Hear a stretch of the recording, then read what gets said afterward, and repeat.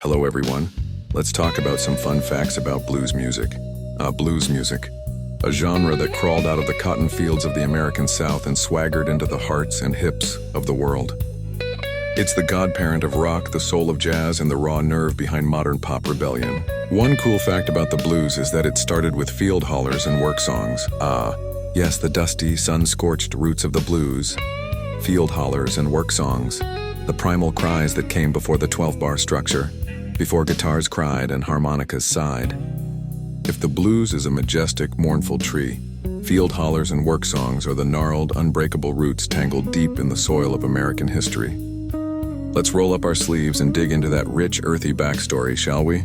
So what were field hollers anyway? Imagine this. You're in the American South mid-1800s. No phones, no radios, just scorching heat, endless labor, and a long day ahead picking cotton or chopping sugarcane. You're isolated, maybe even alone, but your soul's too full to stay quiet. So what do? You holler. Field hollers were raw, improvised vocal expressions.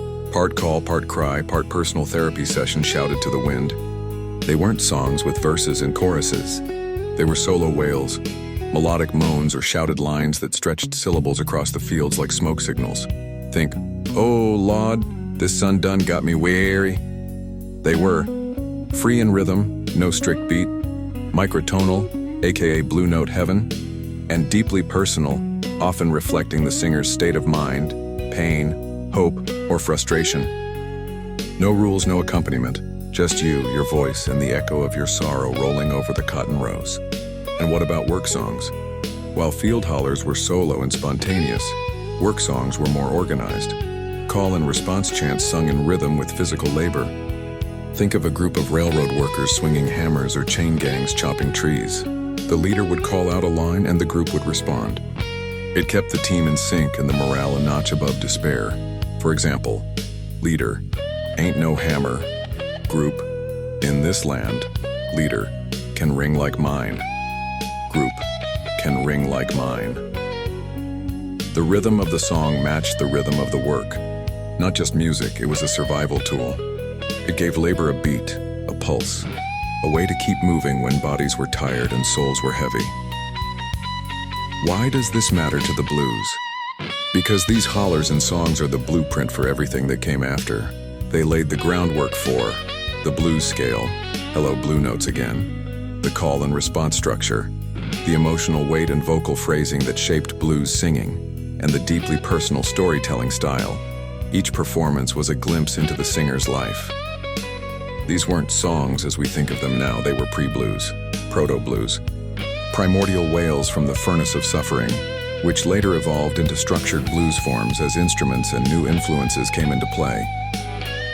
How did this transition happen? As African American communities moved from slavery into sharecropping and later into industrialized labor, these traditions moved with them. When they got their hands on guitars, banjos, which actually originated in Africa, and later pianos and harmonicas, the vocal stylings of field hollers began to blend with instrumental accompaniment.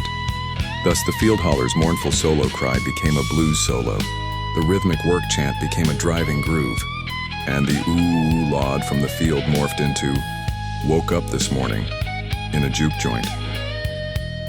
Modern echoes still haunting us.